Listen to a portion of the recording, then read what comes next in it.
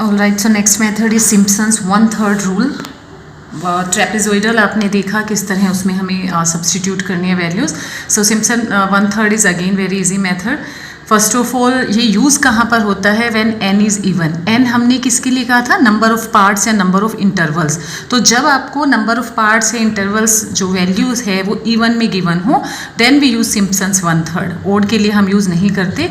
हाँ, number of parts अगर even है तो पॉइंट्स क्या होंगे? ओड, क्योंकि आपको बताया था अगर पार्ट्स n हैं तो पॉइंट्स हमेशा उससे एक ज़्यादा होता है, so it will be n+1। Okay, formula as I told you Simpson 1/3 है, so h/3 there will be 3 parts in the formula. First में आप जो फर्स्ट ब्रैकेट ले रहे हैं first plus last term plus 4 time जो ओड इंडिसेस की term है एंड 2 टाइम जो इवन इंडिसेस की हैं। Let's see the question. A curve is drawn to pass through the following points. तो यहाँ पर सबसे पहला बेनिफिट हमें क्या है कि ऑलरेडी टेबल गिवन है, हमें टेबल नहीं बनानी। जैसे ट्रेपेजोइडल का जो क्वेश्चन आपको करवाया था उसमें फंक्शन गिवन था, उसमें पॉइंट्स हमने पुट करते जाना था और वहाँ से y की वैल्यू मिलनी थी। यहाँ पर x और y ऑलरेडी गिवन है, आप उसको नेम कर सकते हैं like this is y0, y1, y2, y3, y4, y5 and y6। ठीक है, then estimate the area bounded by the curve. So area जो है वो आपको इंटीग्रेशन के लिए ही कहा जाता है। तो अगर पेपर में ऐसे ना लिखा हुआ हो कि सिम्पसन 1/3 या ट्रेपेजोइडल से आपने न्यूमेरिकल इंटीग्रेशन फाइंड करना है, वर्डिंग आ रही है एरिया फाइंड करो, एरिया मीन्स यही है 1/3 यूज़ करना है या ट्रेपेजोइडल 1/3 आपको बताया है वहाँ यूज़ करना है जहाँ इंटरवल्स इवन हो या पॉइंट्स ओड हो। अब जैसे ये पॉइंट्स गिवन है आपको, है ना, तो 1 2 3 4 5 6 7 पॉइंट्स हैं, इसका मतलब इंटरवल कितने होंगे? 6 होंगे पॉइंट्स, यानी कि n+1 7 गिवन है। तो n कितना हुआ? 6। हमें ये पार्ट्स अगर इवन गिवन है तो हम सिम्पसन 1/3 यूज़ कर सकते हैं, राइट।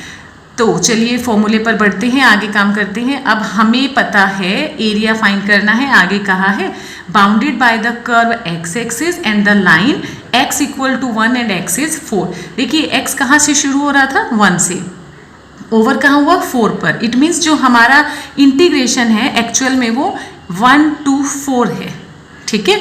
और जो फंक्शन था f(x) dx उसकी वैल्यूज ऑलरेडी आपको दे दी हैं, तो आपने तो सिर्फ फॉर्मूले में पुट करना है, ठीक। तो हम क्या करते हैं, सबसे पहले फॉर्मूला देख लेते हैं एक बार। h/3 तो मुझे h चाहिए। h के लिए हमने क्या करना है? b - a/n।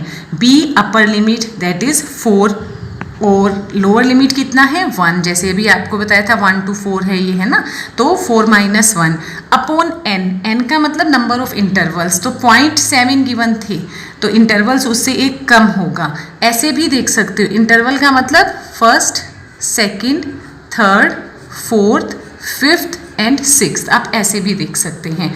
तो n हुआ 6, सो 3/6 विच इज़ 0.5, तो h की वैल्यू आ गई। उसके बाद क्या करना है? फॉर्मूले में आपको कहा गया है y0 + yn, यानी कि y0 एंड yn। तो मैंने इसको किया मार्क 2 एंड 2.1, तो ये हमने पुट किया फर्स्ट ब्रैकेट में, ठीक है। h/3 y0 + yn plus 4 time odd indices. Odd क्या क्या आया है? y1, y3, y5। आप अपने लिए ज़रूर मार्क करो, बिकॉज एक भी पॉइंट गलत हुआ तो आगे सॉल्यूशन गलत हो जाएगा, तो मार्क करना इज़ बेटर। और एग्जामिनर को भी वो क्लियर रहता है कि स्टूडेंट को जो भी पर्टिकुलर टॉपिक है उसके रिगार्डिंग कंप्लीट नॉलेज है and they are giving it in a good way.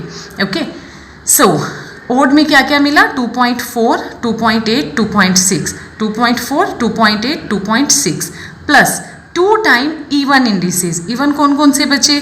This is y2, y4, तो 2.7 and 3, so I have substituted 2.7 and 3।